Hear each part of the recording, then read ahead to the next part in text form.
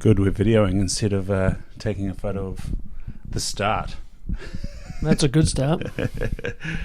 Jimmy Hunt, this is pretty awesome. Welcome to my room. Yeah, it's fantastic. I saw some secrets out there, some artworks that you're working on. Yeah, I got a few on the go at the moment. Got about 6 paintings going. Yeah? Yeah, one's finished. About finished. 5 are in various states of being finished and not. Yeah, and so you sold one the other day, was that right? I sold all 5 of mine the other day. I put up 5, sold all 5. The first time I've ever shown anyone my art, and people liked it. And I have 14 buyers waiting for the next lot. So, who the fuck knows? Apparently, I'm an artist now. I think that qualifies you as an artist. I think it kind of does, eh? Yeah. Like it took me till my 3rd book to finally go, oh, I'm an author. Okay. I didn't feel like an author until I'd written my 3rd book. Yep. I sold 5 paintings. Like, fuck it, I'm an artist. It's 2 more than books written. Exactly. Yeah. Exactly. Yep. No, So I'm an artist now. Is that imposter syndrome? Around the books, yeah. Yeah. Absolutely. This is hard to answer because I'm actually, on my podcast, I'm doing a podcast on imposter syndrome with a woman whose life's work is imposter syndrome. And so I'm afraid of actually commenting on that until I sort of know more from her, because in our brief discussion there was the understanding between the difference of a lack of self-confidence and imposter syndrome. Right. And so, quite honestly, it could just be a lack of self-confidence in saying that I'm a writer.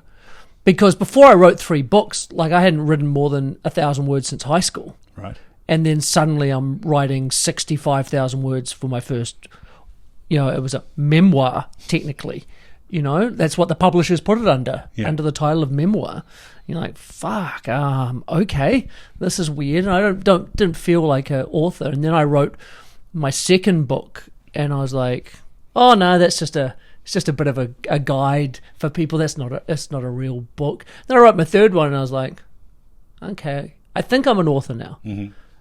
Yeah, I've written 3 fucking books. I think I'm an author now. So yeah, and then I think I've learned over time that you are what you are. Mm-hmm. I paint paintings. Yeah, I'm new at it, but they're not terrible. People like them. I like them. And so, what do you have to be an artist? Like, so, what does that mean? What do you have to be? Yeah, I had an artist in Hawke's Bay on a couple of episodes ago, and he was sort of dealing with what does it mean to be an artist, and he said there's painters that paint and painters that don't paint. And he wants to be the painter that paints. So you're being a painter that paints, so I guess you're being an artist. Yeah, you can't argue the fact that I buy art supplies. Yeah. I use those art supplies to make what is in my mind on a canvas, and then I have sold 5 already in my first outing. That technically means I'm an artist. And even if I hadn't sold them, I'm still making, and I've got 6 paintings out there. Like, if you're painting that many paintings, you're an artist. And so you can't argue with that. Like, you have to own that. And so these days I'm pretty much anything. I'll be everything. I'll be everything I want to throw my hat into the ring with. Mm-hmm. I'll be an artist, I'll be an author, I'll be a speaker, I'll be a podcast host, I'll be a podcast guest. I'll be any of the things. Mm-hmm. Just a lot less shits to give and around, labeling what I am or what I am not. Yeah. So that brings to the you kind of stole the words out of my mouth. Like, how do we be and embody and own and then not define ourselves by our labels? Yeah, well, identity is a really interesting topic because so many people find an identity, latch on to that identity, and then live their life with that identity. I spoke to a woman the other day, Brooke Neal, she's an ex-black stick hockey player, and we were talking around when your entire life is a thing, what happens when you're no longer that thing. And in New Zealand, the classic example is you're an All Black, right? You've played rugby your entire life. People know you as the All Black, and then you retire. What are you now? Are you an All Black? No, you're not. You can't. You've retired. You don't play rugby anymore. Ex-All Black. You're an ex-All Black. Well, that's right. A lot of people then gravitate to the identity of ex-All Black. And they'll do whatever they can to hold on to the title of ex-All Black, whether that's a pundit on TV or after-dinner speaker or anything like that. I was an All Black. That's my thing. But one of the most interesting practices or things that anyone can do is systematically strip away all of your identities and then see what's left. Like, what happens if you are not a husband anymore? What happens if you're not a CrossFitter anymore? If you're not a runner anymore? Or you're not an artist anymore? If you take away those things, then what is left? And that's one of the really interesting personal journeys you can go down to find out what's at the core. I'll give you an example of one of mine. I wrote this in my last book, which is, I have always, my favourite colour in the world is pink. I wear a lot of pink all of the time. I've got a pink kettlebell right there. I've got a lot of pink everything. I love it. And so, but more than that, a lot of the stuff I wear is quite out there in a lot of situations. Especially if I get the opportunity to dress up, I'll dress like a fucking, a lot of in a way that a lot of guys are like, that's a bit weird. What are you up to, Jimmy? Yeah, what are you up to? It's a bit sus. And so the question is, why do I do that? Why do you do that, Jimmy?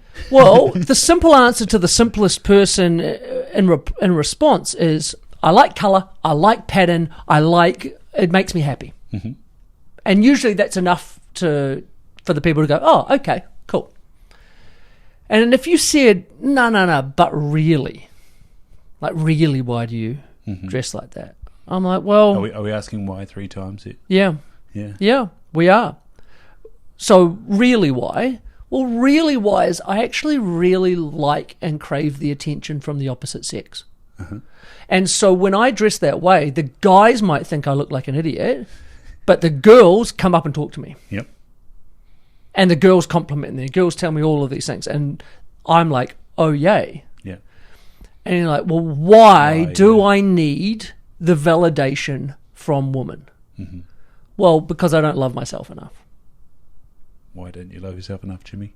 Well, that's the rabbit hole that you can get down to, and usually some sort of situation in your upbringing. Yeah.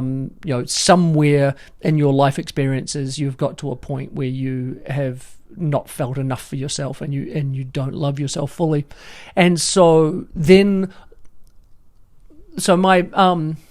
spiritual mentor, Sally Caldwell, she sort of guided me down this path, asking me these questions one day. And she said, okay, here's what you have to do. You are not allowed to wear any colour, any accessories, anything for 2 weeks. Yeah. I'm like, what? First of all, I had to go find clothes that I could wear that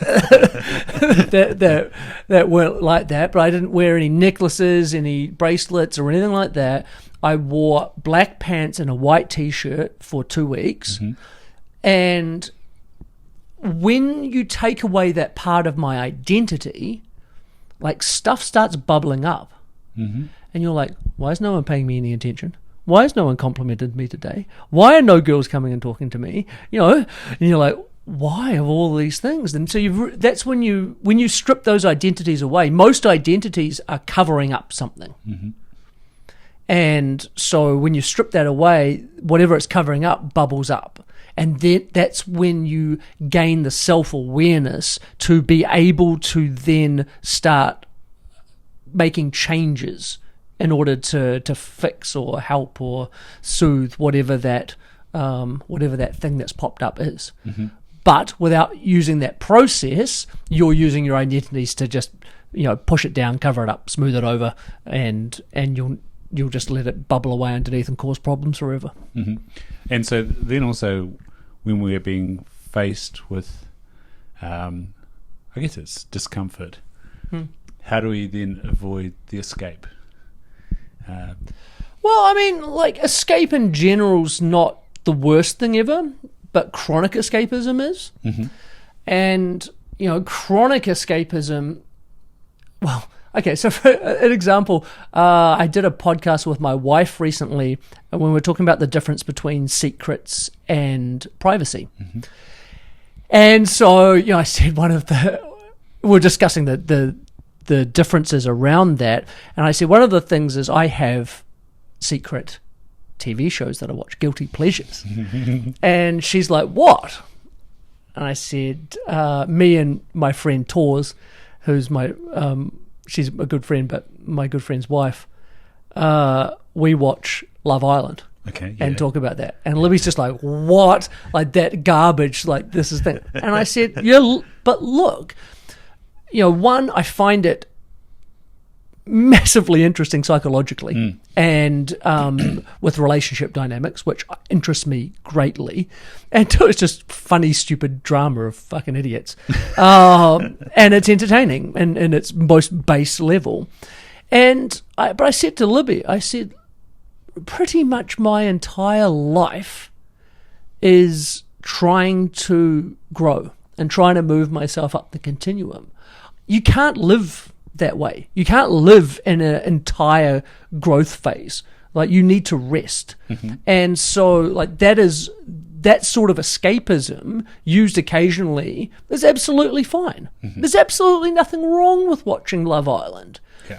Now, if you're spending 12 hours a day binging reality TV shows, well, then we've got a problem, right? Mm-hmm. Then we've got chronic escapism. And then that can be drugs and alcohol. Yep. It can be exercise. Mm-hmm. I went into a company. It can be knowledge finding. Well, yeah. I mean, knowledge. Yeah, like there's a really, really old and unattributed quote, which is, "If you know but you do not do, then you do not know." And I think that fits so perfectly with so many people. And you and I, right now, we're exacerbating that. All we are doing right now is giving people more knowledge. Yeah. And then the question is, well, when do they take that knowledge and then actually apply it and create change based off the back of that? And that's why when I sorted out my LinkedIn a couple of years ago, and I was like, what's my job title? And I'm like, fuck, I don't actually know. Like, I've always worked for myself. I work in the mental health field. My specialty is mental fitness. But one of the problems that I find is that people would do my basic reset program. It's a free 100-day email-based program that's on my website. They'd do that, and they'd go, "Oh, this is great, thank you." And then I'd talk to them after, and I'd go, "So, have you made changes?" And they'd be like, "No." And I go, and then I'll get people coming, "Oh, I've read all your books." And I was like, "Cool, did you make changes off the back of that?" And they're like, "No." And I'm like, "Oh, I went to your speech, it was awesome." I was like, "Well, what did you do off the back of that?" "Oh, nothing." And so that was sort of, maybe that was about 4 or 5 years ago, and I was like, wow, I really need to rejig everything I do. And I made up a title, and I called myself a mental fitness change maker. Because advocate or awareness raiser or anything, it's fucking useless. The only thing that matters is change behavior. There was a thing that I saw on Instagram, sort of, I think it was during the Black Lives Matter sort of thing last year before, and it was no longer accepting apologies, only accepting change behavior. Great. And I was like, yeah, like apologies are just words. Like, learning more knowledge is just, so a lot of these people in that context who do wrong and then go away and I've learned up everything that I need to know about, where we're at in the situation. It's like, yeah, but you're still doing the same shit. Mm-hmm. And so unless you are taking the knowledge and turning it into action, and then using that action to create change in your life, waste of everybody's fucking time, and mostly yours. Yeah, I heard you talking with Grant Schofield and your friends with Nigel Beach. You've shared a sauna with him. I share a sauna with Nigel 2 to 3 times a week. Oh, fantastic! Yeah. Getting those heat shock proteins. And I've had the same conversation with Nigel, and I heard you and Grant articulate it that we're beyond awearness now for mental health. Yeah, we have been for a while. Yeah. I had this conversation with Nigel probably 2 years ago when I first met him. Yeah. We're well beyond awareness. Yeah. Dear listener, have you heard of depression? Have you heard of anxiety? Okay, good. That was yeses from everybody listening. Yeah. Cool. We don't need any more awareness. Yeah. What we need is change behavior. What we need is people actually listening, gaining some knowledge, turning into action, using that action to change their behavior, and then telling the stories about their changed behaviors. Mm-hmm. I think we have too many people telling stories about the knowledge. Yep. But I want to hear the story about this is where you were, you learned something, you applied it, and this is where you are now. Mm-hmm, mm-hmm. Like, that's what I want to hear. I want to hear you listen to this episode of the podcast, you went away, you went, I'm going to do that now. Holy shit, my life has changed. Mm-hmm, mm-hmm. And I'm lucky. I took a screenshot just before you got here of a lengthy email from a guy. He was in the Hawke's Bay too, and he said he did my basic reset program. A friend, he was in trouble. He was talking to a friend of his who's actually a friend of mine. New Zealand. New Zealand. That friend gave him 2 of my books. Yeah. And said, go do the basic reset program. And that was months ago. And he's just sent me an email going, I'm doing this now, I'm doing this now, I'm doing this now. And I've been doing this for this amount of time. And it's absolutely changed my world. I've gone from here to here. I'm so much happier now. Thank you. Mm-hmm. You're like, you are my poster child. You are my golden boy.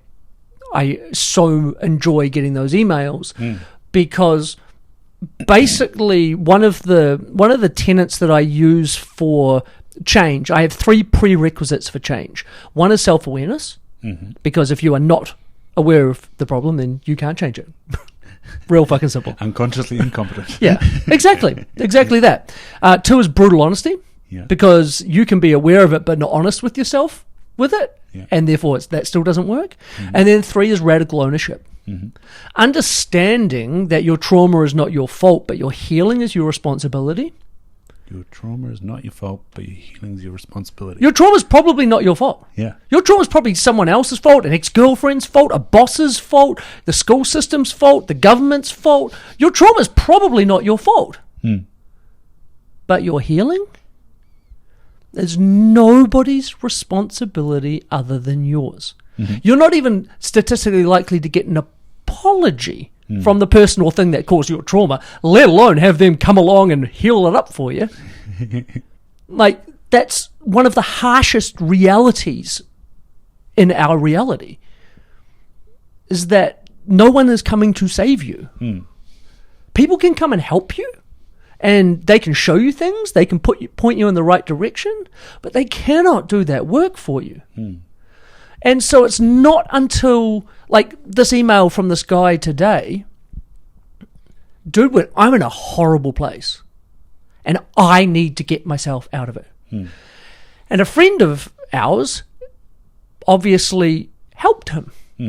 He said he called him for help. They had a nice chat, but that friend didn't fix him, didn't cure him, didn't heal him. Just like I didn't fix, cure, or heal him. He did it all himself. We just gave him some resources to be able to do that. And until people understand that and embody that, they will be unable to create change. Did you manage to catch the Sunday article about athletes in mental health and I think it was just about mental health, really. Did you manage to catch that? I did not.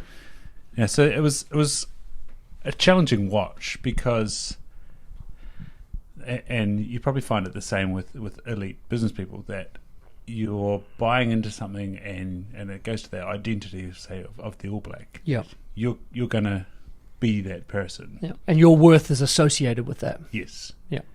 And you, in the moment, your worth is associated with that, especially if you're a professional. Yeah. And it was a bit like we had anxiety, or we had depression, or we partook in escape activities that were toxic and unhealthy. And then there was a little bit about, I started working with psychology and now I'm feeling a lot better. But the narrative kept being around woe is me? Yeah, the woe is me. Yeah. And it wasn't enough about and I sort of framed it to someone I was having a discussion with. They were watching it at the same time, and I said, this is not, sport is not a silo for this. This sporting example is an example of us as a country, where we are all well aware, we're all self-identifying with our traumas, and there are the tools there and we're not using them. Yeah, well, I mean, the prevailing narrative is victim mentality. Mm-hmm. The prevailing narrative, and I say this because, fuck it, I played this game for probably 5 years, of my depression, my anxiety, my suicidal tendencies were all somebody else's fault. Something else's fault.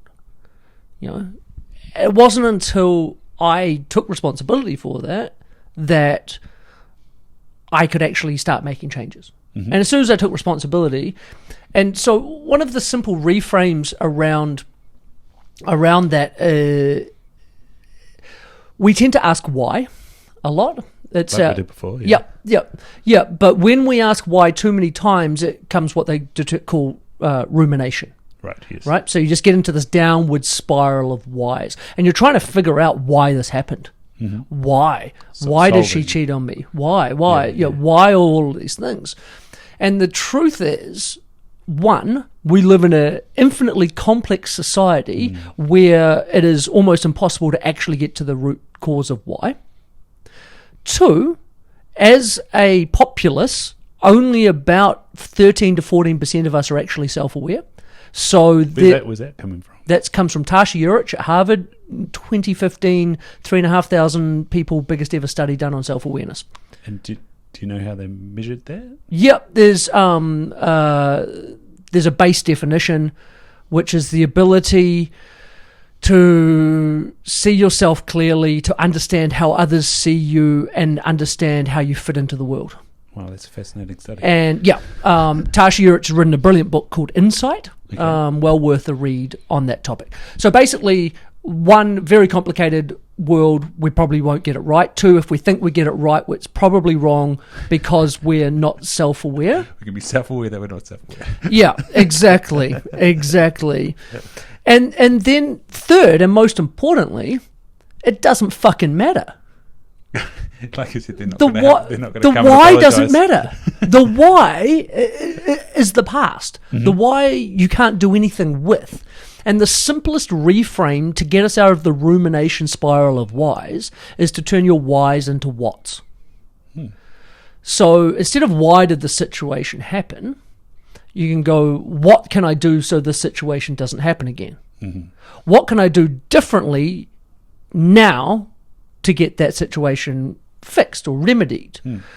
What can I do to move myself forward from the situation? And so the why is a very victim mentality sentiment, and then the what is a very empowered sentiment that helps you move forward. And so, I mean, that's just the basis of where we get when we are down the bottom end of the sort of the mental fitness continuum. We're far more likely to be in that rumination spiral and that why mentality and the victim mentality. It's fascinating you say that, because I learned something at the start of this year, that I'd been doing my opening question as an optometrist all wrong for 6 or 7, I can't even think how many years. And I was asking everybody why they were coming in. Yeah. And I'd often get the backs up on people. And in this personal development Zoom meeting that we had at the start of the year, the person said that unfortunately Y creates a limbic hijack and creates enough space between your prefrontal cortex and the rest of you that your limbic system can jump in and get defensive. Yep. And then she said how you'll get an instant response if you ask a what or a how, or a when, or And I was just like, well, just think about I was like, I've been doing it all wrong. Yeah, well, just think about your intimate partner, right? Yeah. And you come in, you walk in, and you're like, why did you do that? What response do you expect? Like, not a fucking good one, eh? Yeah, like, why not? Yeah, fuck you, leave me alone. I'll do whatever I like. Yeah. Exactly. Yeah, and, we were, with my bosses, we were sort of problem solving that there'd be the odd canary that would get their back up and complain and say, he was arrogant. And I was like, I wasn't meaning to be. Yeah. I was trying to help. Yeah. And then we're going, well, what happened? We kind of unraveled it, and it was a bit like the situation where there's not much we can do about it, but going forward, what could we do differently? Yeah. You can change the question, you can change the approach, yeah, and then you get different results, which are better results. Then you make more money, you can buy a nicer car, you have a better life, because you asked the question what, instead of just going, I don't know why these fuckers get shitty at me every fucking week. Yeah. Because a lot of people in their jobs could really sort of get defensive of that. Yeah. I can't believe they fucking called me arrogant. I can't believe they complained. I can't believe all these things. Why are they doing that? What's wrong with them? Or what's wrong with me? Yeah. Exactly. Yeah. That goes back to the self-confidence thing. Oh, it all goes wrong. Well, no, it doesn't go wrong. The majority of people were fine. But, something in that interaction wasn't right. And that was a mirror. That was a chance to assess. Oh, how am I doing this? What's going on there? Yeah. No, it's interesting. We brought up the sauna there, and you can again read about saunas and all the wonderful things, and then you can go sit in the sauna and do your tasks and probably feel better. But that's just one tool. What do you think about picking a tool and committing to a tool helps move you up the mental fitness spectrum? Well, I think that tools are subjective to start with. Yes. And so if I told you, or if you told me that yoga was one of the best somatic modalities in order to relieve trauma, to help me move up the continuum, to help me gain insights and be more mindful, help rewire my neural pathways, I would tell you, fuck off. I don't want to do yoga. Don't like yoga. Don't care. And you can't force a tool or a modality onto somebody. Same with Nigel and his ice bars and cold exposure. Yeah. I fucking hate ice bars.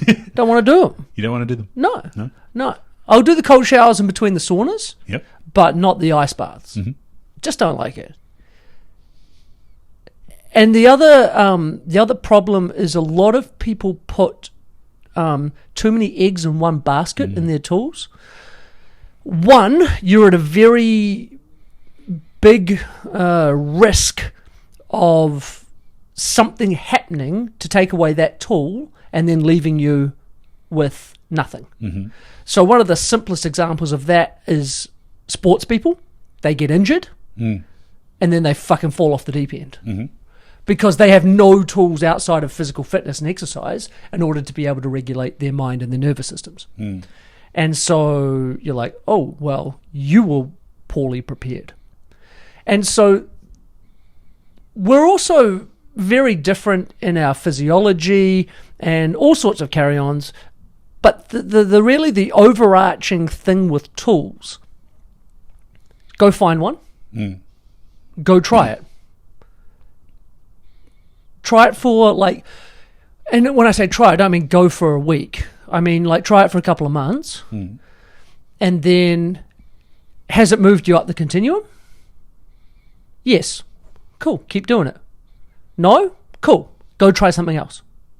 So, did it serve? Do you still want to do that? And did it serve you? Yeah. You might have moved up to the continuum, but you don't want to do that anymore. Exactly. Yeah. But one of the things about that is that by doing it for at least a decent amount of time allows you the ability to go back to that if you think you need it, even if you don't enjoy it.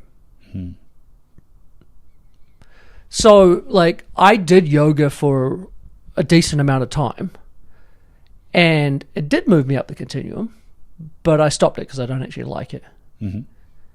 But the cool thing is if I feel like I need to go back to it, I have the ability to go back to it because I understand it. I know what's going on. And so I can use that as a tool. It's kind of like having a toolbox and you've got a router in your toolbox.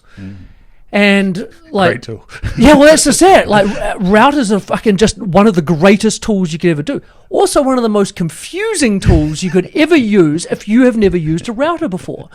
And so, if you call me up and you're like, "Hey, Jimmy, I want to make this thing," and I'm like, "Cool. What you should do is route that out, then route the edges over there, but then you can use the router table to be able to create that." And but you've got a router array, and you're like, "Yeah." But fuck knows how to do that. And you're like, yeah, of course. You have a tool, but you don't know how to effectively use it. It's actually a useless tool. Yeah, I couldn't use a router. Our teacher used the router all the time. Yeah. Yeah, I had a great finish on the edge of my tabletop, but I didn't know what he did. Yeah. No, routers are literally one of my favorite woodworking tool. But yeah, if you don't know how to use it, it's useless. And that's the same with any mental fitness tool. Is that if you know about it, again, this is like, I know how it works. I know how meditation works. Well, have you done 1,000 hours of meditation? No. Oh, yeah. No. Well, that's it. It's like, I'm like, you should, and if you end up in this situation, you should meditate. And that will help you.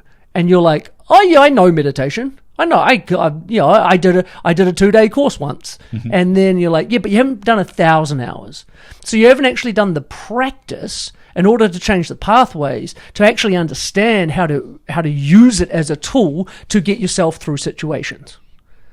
So therefore, it's actually a useless tool right now. And so that's the whole point. I don't care what tools you use, but you have to go become proficient with them. Then evaluate whether they are actually helpful or not with you, and then keep going and finding more tools. Because different situations really require different skill sets.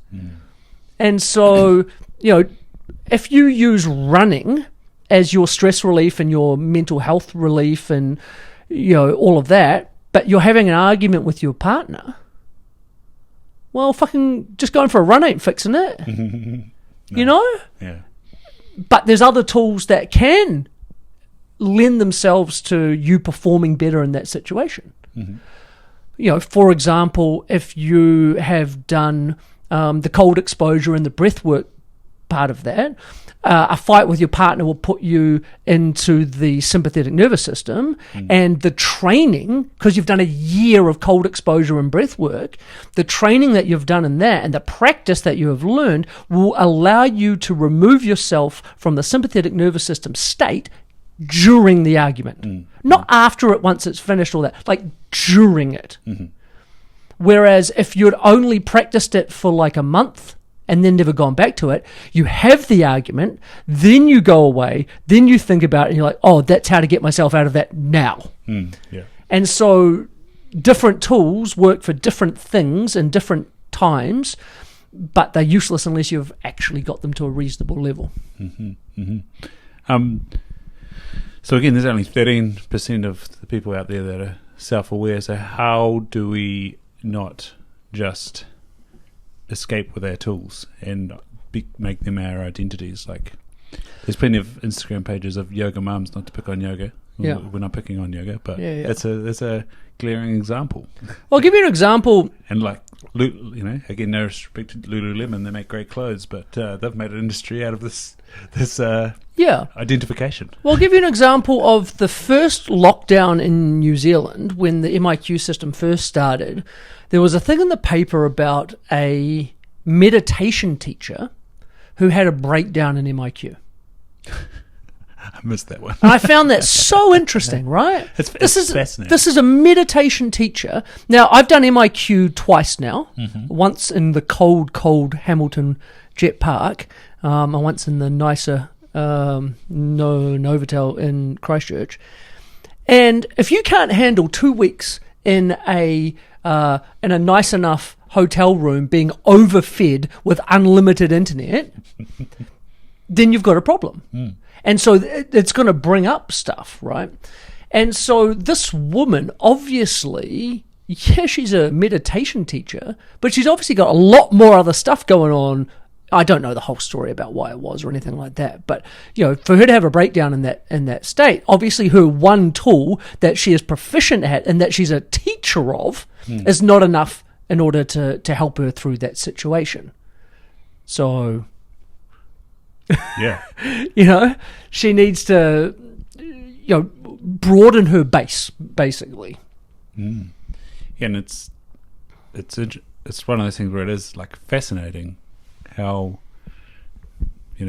to unpack like what makes someone fall down in that situation. You can kind of place yourself, especially when you're in a bedroom, and go, what would I do? How would I maintain? Like, what are the things that are important to me that I think would help me carry on? Yeah, one of the things I just want to go back to on self-awareness is that although I said Tasha's research there, which was 86% of people are unaware, self-awareness isn't binary. So it's on a continuum as well. So you can be painfully self-aware of... You set off a few metrics of what the self-awareness was. Yeah, so you can be painfully self-aware about some things and then be completely oblivious about a whole bunch of other things. And so what the game really is in life is to be able to have sort of epiphanies of self-awareness, understand, oh shit, that is something now I want to change, then put the processes in place to be able to work on that for X amount of months to change that. And then when you're like, whoa, I'm good, like I literally don't do that behavior anymore, fucking yay. And then, boom, go find another piece of self-awareness. And then you're like, repeat the process over and over again. So back to your time to watch Love Island. Yep. Is that between these growths or is it interspersed? Well, everything's interspersed. I mean, it's all like you need to rest. Like resting is vitally important. Like you can just fry your brain trying to improve all day, every day, which is not a good way to be. You've got to be a lot kinder to yourself in that regard. And so, my goal is just 1% every day, just 1%.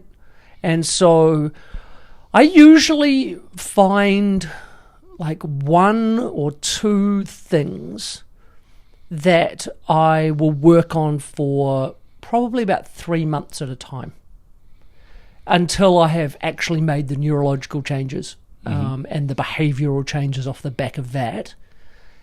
And then I'll go looking for another piece of self-awareness for something else to work on and just repeat the process. And then sometimes I might take a month off in the middle and go, fucking this month I ain't working on myself at all.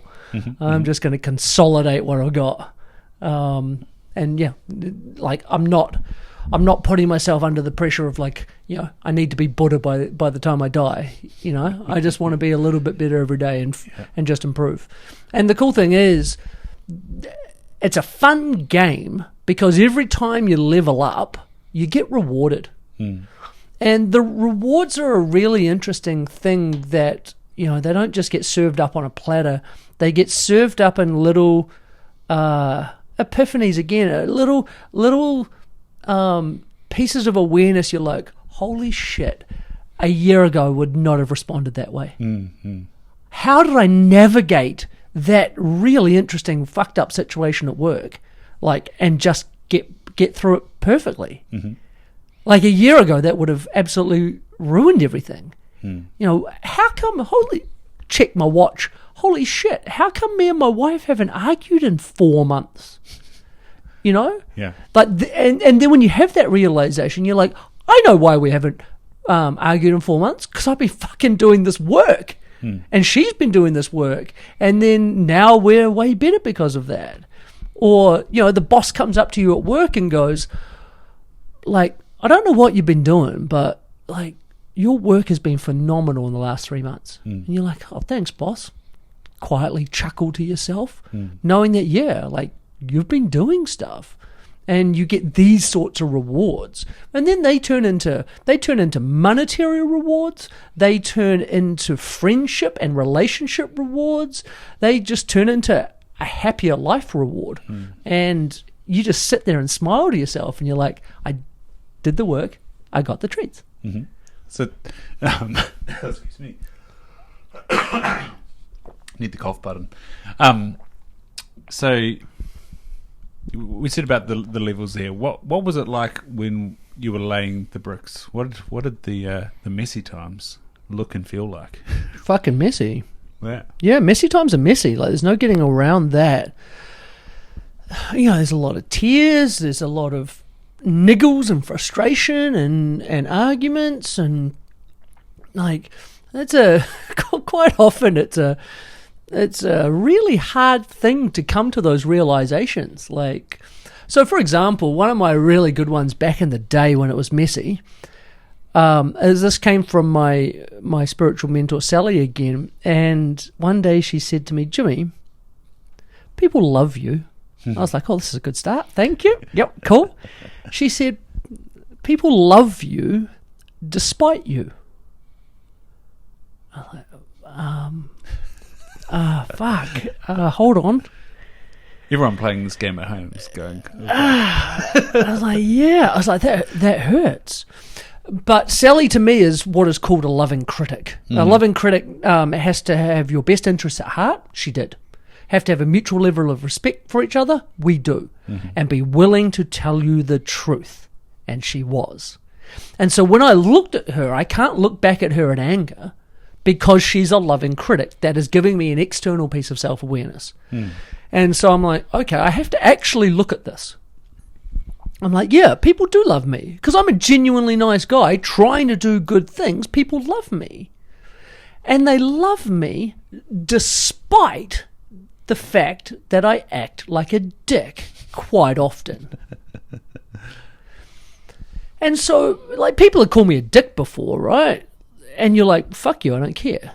Because they're not a loving critic. They're just a critic. You don't have a mutual level of respect for them. They don't have your best interests at heart. They're just telling you the truth. But you don't believe the truth because fuck them.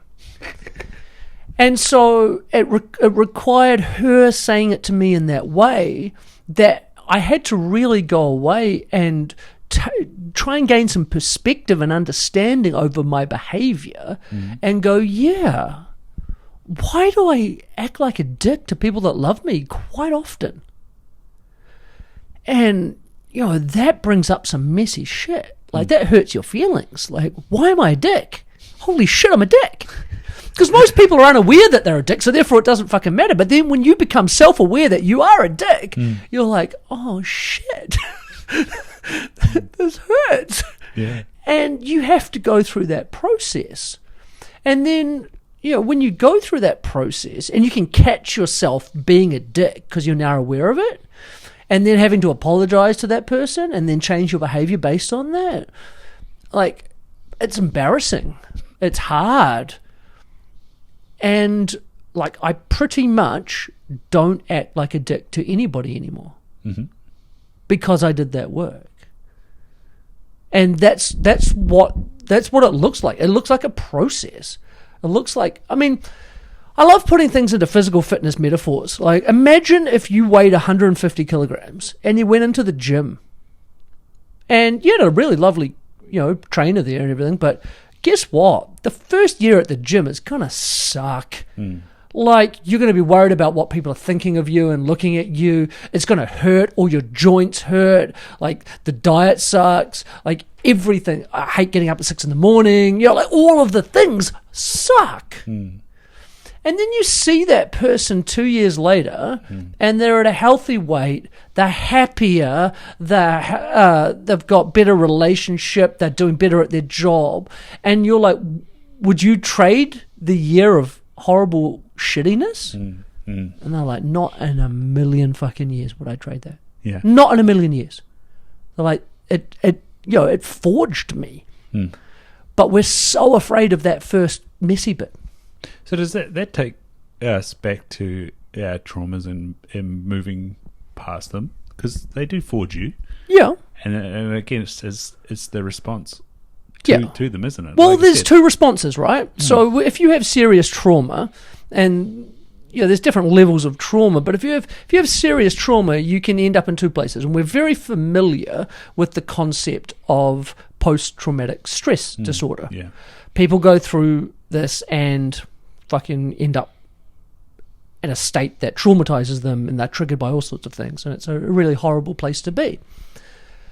What people don't usually understand is that we have about a 50% chance of going the other way into post-traumatic growth. And then people can use that growth in order to forge who they want to become.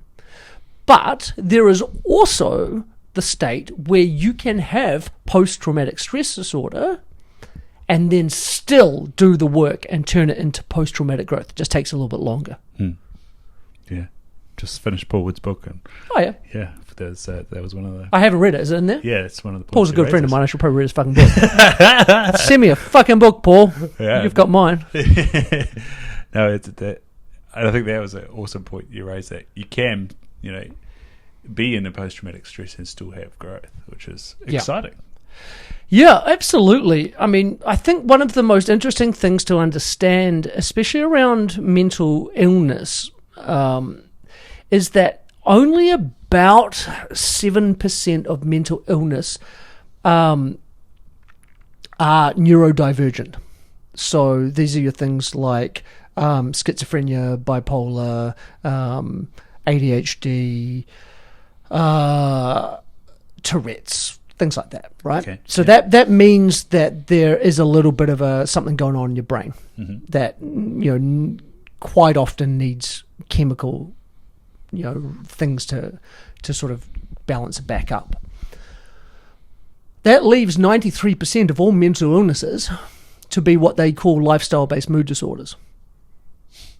So that is your stress, your anxiety, your depression, your PTSD, things like that. These are lifestyle-based mood disorders. And so basically what that means is that's the nurture compared to the nature. It is the circumstances of your life that have led you to a particular place. The most wonderful and freeing thing that you can ever hear is if you're in that place, that it was nurture that got you into it. It's nurture that can get you out of it. You are not broken. You are just in a shit place right now. And if you do the work, you have the right people point you in the right directions, give you the right exercises to do, help you with the right tools, you can move your way out of all of those, that big 93%, that big chunk of lifestyle-based mood disorders. There is hope, and you can move out of that. So a bit like your friend in Hawke's Bay who introduced his friend to you. Yeah. How did Sally come along? Oh, fucking I did a really interesting podcast the other day that I haven't told anyone about because it's a very different side of me. But it was with a woman called Caroline Cranshaw. It's called WTF with Caroline Cranshaw, and she is a hypnotherapist, a very good one. And she was my first crazy lady. And I use that term endearingly. But back in the day, I was a very, very militant atheist, and I had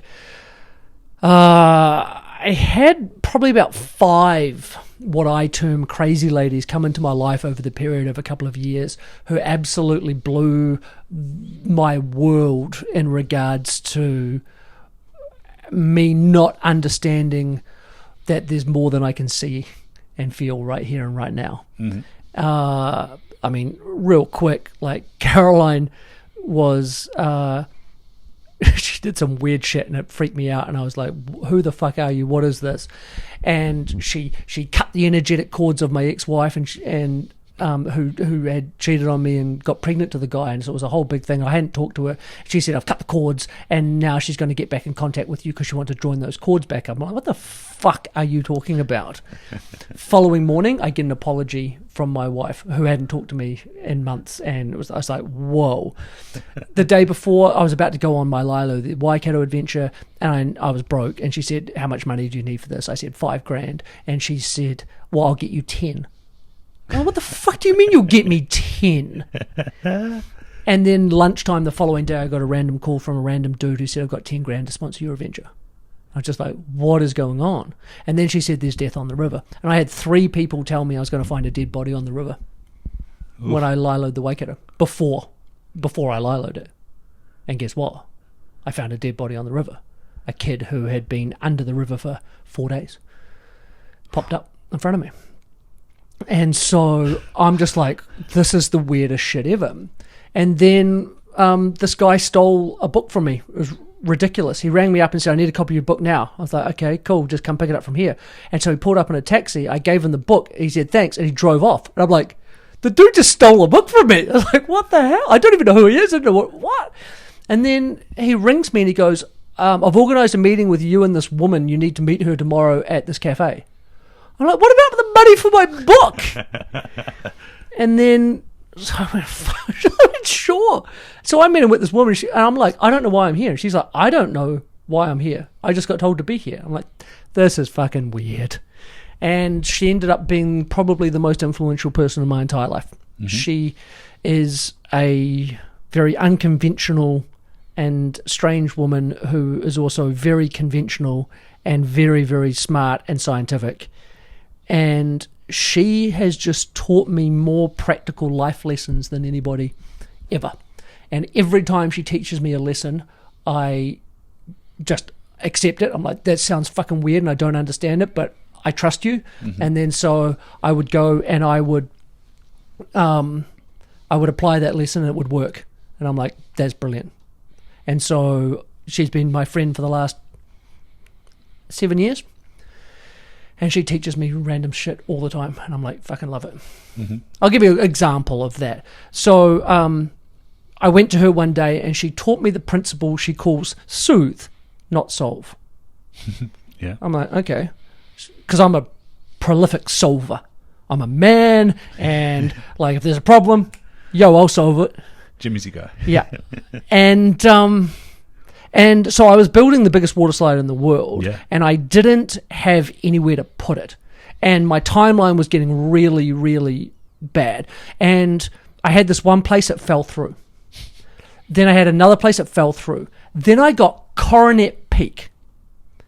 We were going to go down 600 meters down Coronet Peak and finish at the base building, and that was where the world's biggest waterslide was going to be. Yeah. They'd signed the contract. It was all in, everything. I was literally about to announce it, and I got a call from them saying, look, we don't mean to break the contract and everything, but we're out. We can't. Our new base building that we've just built, we laid the concrete incorrectly. Gosh. And they had to spend the summer digging it up and redoing it instead of, and so we couldn't have the slide there. And I'm freaking out, and I'm like, and so I'm running around trying to figure out all of, like, I need to fix this, I need to find somewhere, everything. And so it was literally, and this is the thing, the timing is always so impeccable with her, and it's like literally the day after. And I was like, Sally told me to soothe, not solve. And so I sat at my desk, and instead of frantically trying to figure it out, I closed my eyes. And I just meditated for like 5 minutes. And I just soothed, just went inside and just soothed myself, going, it's all good. It'll be sorted. Like, this is what she taught me. Yeah. And then, like, after a couple of minutes of meditating, I was like, I shared an office with Vice magazine, and the guy running it at the time, Tim, I was like, Tim, I need to ask you a question. I don't know what the question was even when I said that. I said, who knows land? And Tim just turns to me and goes, film scouts. Film scouts know land. And I was like, you're fucking right. Mm. because I needed a 600 meter down a hill on a 15 to 18 grade. Yeah. Like, that's a long, long way, and there's not many pieces of land. And so I Googled Film Scouts. I found the top 5. I sent all 5 an email. Only 3 of them responded to me. All 3 of them said, call Greg at Jonker's Farm. Yeah, I thought it was that. And so I called Greg at Jonker's Farm. He's like, yep, fucking that sounds awesome. Come out. I went out. I'm like, I want to put the biggest water slide. He's like, yeah, let's do it. I'm like, done. Nice. It got solved because I soothed. And it just, again, the timings are always so impeccable. She teaches me that lesson. That happens the following day. I apply it. It works. And then, it just continues to work for the rest of my life. Another quick water slide story off the end. The last water slide I had, the slide got broken in the middle of the day with 300 people there trying to slide. And so they yell for me. I'm the only one that can go bloody fix the thing. And so I run down, and there's about 12 people around this break. And I get there, and I just go, fuck.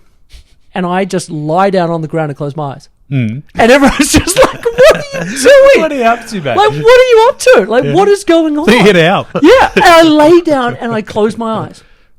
And I just soothed. I soothed, and I just went poof.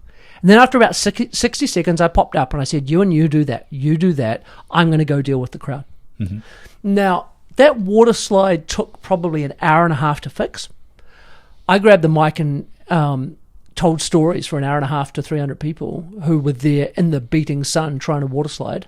And I sent an exit questionnaire to everyone at the slide. Pretty much everyone on that Sunday said the best thing about it was getting to hear the stories about the water slide and why we were doing it and everything like that. And it ended up being the highlight for so many people who'd paid to water slide. They got to water slide in the end, but that's what they said was the highlight. And that was also a result of the soothing, not the panicking. It's my story's not quite as good as your Waikato River story, but I was listening to an Australian comedian the other day, and he was talking about, hey, I just want to do some crazy things like build a water slide. And then I heard on your podcast, like you talking about the water slide. I was like, oh, Jimmy's the guy. Jimmy's the water slide guy. And then it was just like, and now here we are, we're talking. Yeah. I still have the Guinness World Record for the biggest water slide in the entire goddamn world. Yeah. It's crazy. Kyle, somebody in Australia. Yeah, you're the man to beat. I am. I can give him some tips if he wants. Yeah, no. Oh. And so how do you know when it's time to see Sally? Like you said, you're friends now. Yeah. I mean, this is the interesting thing. Like, so we're in the cafe on this day one, and I'm just telling her about stuff, and I'm like, so I kind of describe my depression like a big, heavy lead vest that I have to carry around all the time. Right. Yes. And it's just depression feels heavy. And so it's like this thing you carry. And I said, look, I've done all of this work, and I've got it down to like a black pea that's inside of me, right? And I said, it'll never go away, but as long as I keep doing the work, it'll be that little black pea. And she looks at me and goes, oh, I'll get rid of that for you. Like in the most nonchalant fucking way ever. I'm just like, what the fuck are you talking about? Yeah. She's like, oh, no, just come around tomorrow and I'll get rid of it for you. I went, all right. I've never paid her a cent. Wow. I've seen her on and off for 7 years, and I've never paid her a cent. That's just the relationship we have. I've ended up helping her with a bunch of stuff. I've sent more people to her than she could ever fucking have hoped from any marketing campaign ever.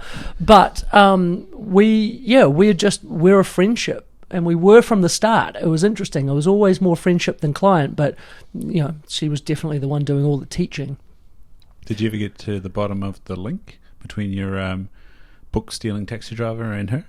Yeah, he was her client. He was her client. And had he like devoured your book or? No.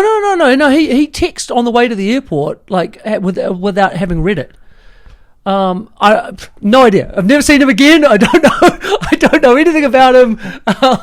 But he stole my book and he owes me $35. But he also set me up with a woman that would change my life more than anyone in the world. So he can keep his $35. Yeah. Yeah. And so now it's that, so in those early years, I really needed a guide to be able to point stuff out to me, because I was super unaware about so many things. And having that external loving critic to be able to give you that external self-awareness was really, really, really helpful in being able to pinpoint things and then go and work on them. In this version of me, I am far more capable of being able to see my own problems, break them down, understand them, and then work on the fix. And so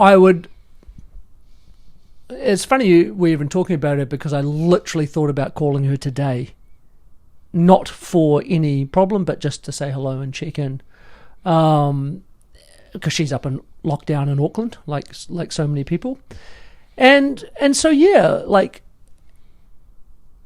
so my process with her now, and this can be the process with any mentor or therapist or anything, is that, you know, they teach you so much, and then you're off on the world, you know, to do it all on your own. But then if you have a problem, the key is not to call them straight away. Okay. So it's not a reactionary thing, because they're not a crutch for you. You're not. I'm having a fight with my wife. I'm gonna call them to fucking explain to me what's happening in this, right? It's, am I right? Yeah. Why is this happening? And so if you can have a drama of whatever sort, go away and soothe that, and try and gain perspective and understanding on that, and then correct your behavior based on that. Brilliant. That's the best thing you could possibly do. And so if you go away, you actually do the work and you spend the time, and you still can't figure it out, then wait a little bit longer, keep doing it a bit more, and then you still can't figure it out, then call them. And then they may be able to give you the self-awareness that you can't gain on your own. And do you think it's good going, well, obviously it's a process anyway, but explaining to them the tools that you applied and going through what's happened and how you've been trying to deal with it. Yeah. And like you say, they can illuminate the little missing steps. Yeah, exactly. And they might just go, you know, have you thought about this? And you're like, oh, no, that's some common sense shit that I just, you know, I missed in my process. And you're like, and they're like, yeah. Because it's much easier for someone who knows us really well to be able to give us that external self-awareness than quite often it is for us to find it ourselves. And so having that loving critic is one of the most powerful things you can do in your life in order to create growth. And so you started this whole story about the podcast you're on and being previously quite atheist. Oh, yeah, militant atheist. Militant atheist. Yeah. So how have these, to use the term divine moments, how have these now shaped your unknowing? Oh, well, I mean, I went from militant atheist to what is now termed an omnist. Omnist. So an omnist is a believer in all gods. Okay. So I literally now believe that if enough people got together and really felt like something was true, there's probably something in that. Okay. There's probably something there. Doesn't mean that I literally believe in, you know, in every single religious doctrine, but I believe in all of their gods. I believe, you know, in the Roman gods and the Greek gods and the Christian gods and every god, because I believe that if people got together and really felt that there was something in that realm, then sure, there must be. I don't practice any of their things, but one of the things that I do is what I look for treasure, epiphanies in any sort of religious doctrine or any sort of belief system. And I'm like, if you can give me that one little tool, that one little nugget, like I'm taking it. Like I don't care where it comes from. like you know, the number one tenet of Satanism is do no harm but take no shit. I'm like, I fucking love it. I love it. Yeah, don't harm anybody, but don't take shit from people either. Like boundaries and defend yourself. And so I'm like, cool, I'll take that. Do I want to read the rest of the Satanic Bible? No, I don't. But probably Scientology's probably got something in there that you could pull out that's probably useful and applicable to your life. Same with Christianity, Buddhism, Taoism, anything. I'll just steal anything now. But to answer the question is that, where am I now in that regard? Like, I am a believer in the great unknown. Like, I know nothing. That's my big belief system. I don't know anything about anything because the simple question I needed to ask myself was how many coincidences until it's no longer a coincidence. Mm-hmm. So I just had so many weird random things that turned up in my life that were foreshadowed by something else. Then I was just like, oh fuck, okay, I believe now. Like about 300, How many? I needed probably 300 coincidences before I believed it. And now I just pretend I just don't know. Like I have no fucking idea how the world works. I have no idea how the universe works. I have no idea about anything. But what I do know is that I will now listen. Okay, yep. And I will take cues from the world around me, and that can help guide me in specific directions if need be. That's beautiful. So you said you wanted to be changing our mental fitness. How are we scaling this? How are we all grabbing it by the horns or taking our own responsibility? How is this, going from individual to make a change? Yeah, well, I mean, the simplest way, pretty much the only way that I know to change a culture is through story. Mm-hmm. We change cultures through stories, and those stories, I mean, examples are like smoking, right? Yeah. Like, I used to own bars, and we used to be underground bunker bar where everyone could smoke. And everyone's like, oh, that's fine. That's all good. And then, I mean, we made a legislative change in that regard, but then the stories we started telling were it's not cool to smoke. Mm-hmm. Maybe a better example is AIDS. So AIDS came along, and everyone's like, it's a horrible disease. And then Diana went and held the hands of AIDS patients in a hospital, and people went, oh, okay, maybe they're not as bad as we thought they were. And then there was all these concerts with all these famous people saying AIDS is just a disease, we just need some money to work on it, they're not lepers, you don't catch it from touching them, and so the whole narrative around AIDS changed because of all the stories that were told by very influential people, but also down to just people in the gay community and then in the general community. In order to change the way we think about mental health and turn it more around towards mental fitness is understanding the stories. And that's why podcasts are so important. That's why, that guy sending me that email today is so important, is that I hope he tells that story to everyone he meets. Like, not necessarily my part in it, but just I was in a real fucking bad place. I did all of these things, and now I'm really fucking good. Like, what a fucking rad story that needs to be told. He doesn't need to tell that internationally or even nationally, but he can tell it in his family and change lives inside his family structure, his work structure, his gym structure, his community structure, anything like that. Telling that story changes and saves lives.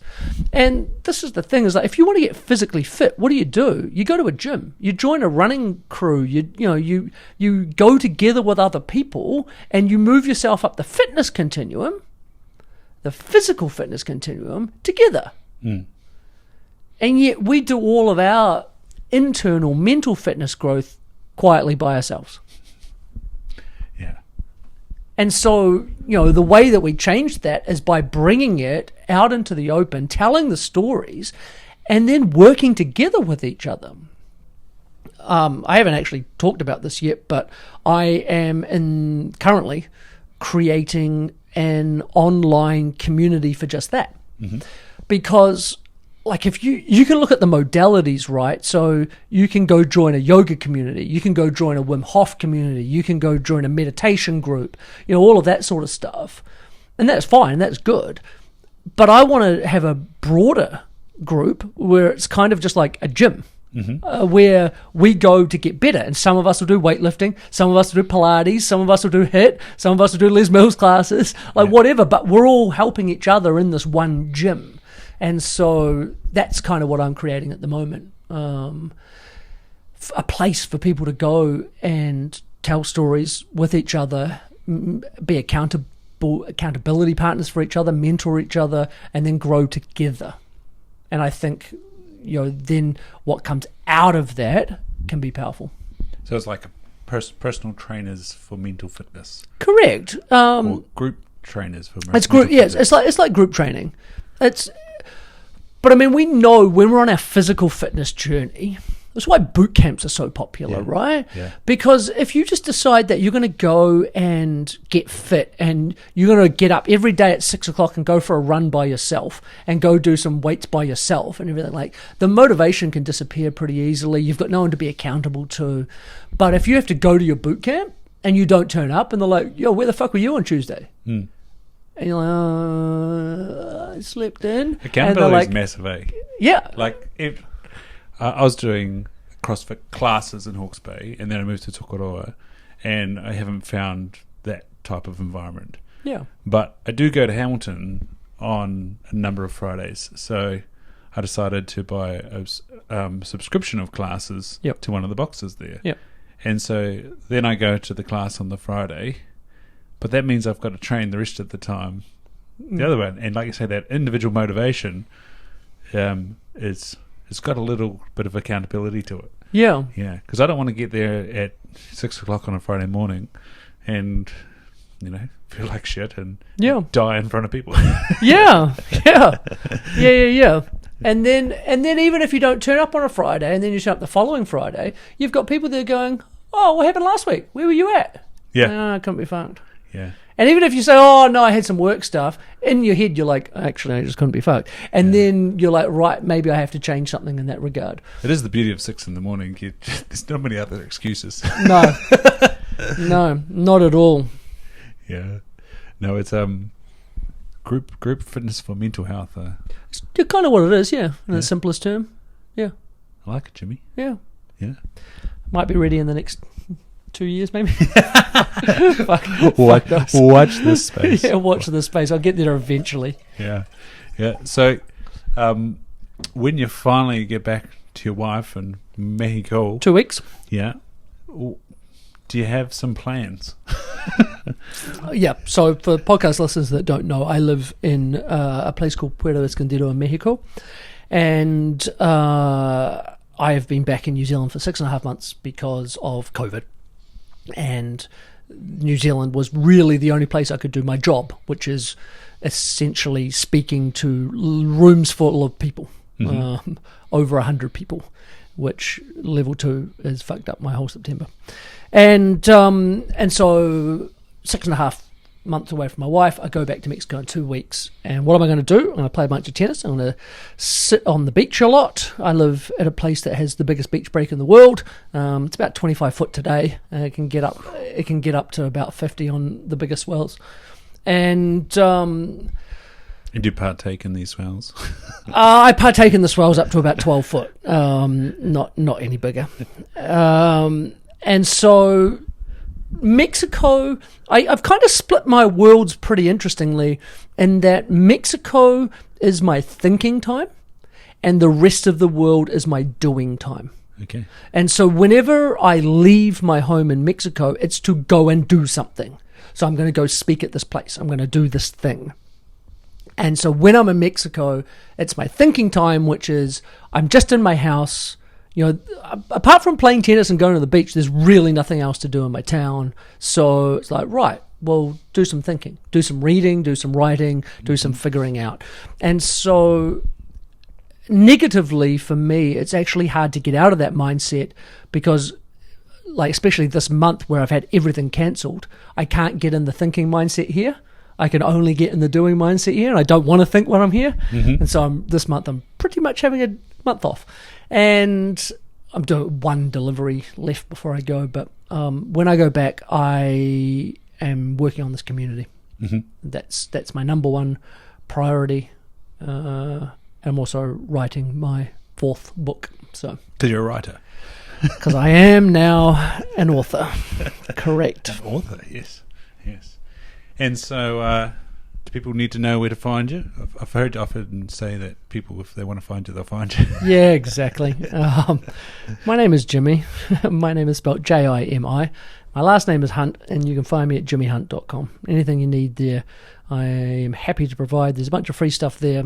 My podcast is there, and my contact details are there. So if anyone needs to have a chat, feel free to hit me up, because I ain't doing fuck all for the next few weeks. Awesome. Thank you so much for hosting me in your home. In my bedroom, not a problem. Yeah. Thanks for driving over. No, my pleasure. So I'd like to finish with what keeps you in flow, Jimi. When things are going right, what seems to be kind of nudging you along or taking you along? What keeps me in flow? Yeah. Perspective keeps me in flow. I think perspective is the greatest tool that you can ever have. And perspective does not come in big chunks. It comes in little tiny pieces that are earned over time. And perspective allows me the understanding to be able to look at where I'm at and what I'm doing from this sort of bird's eye view and go, that's not important. That is important. That's definitely not important. Yeah. And then it's just like, cool. And so you find if you're not in flow, then you are thinking all sorts of random shit about all sorts of random shit that's coming in all over the place, and you don't quite understand it. You don't quite know how to respond to it. You're just like, fucking all of this shit's going on. And so, yeah, perspective. Perspective is what keeps you in flow. Me in flow. Beautiful, man. That's a fresh one. And safe travels. Thank you, sir. Thanks for coming out. Thank you very much. Awesome.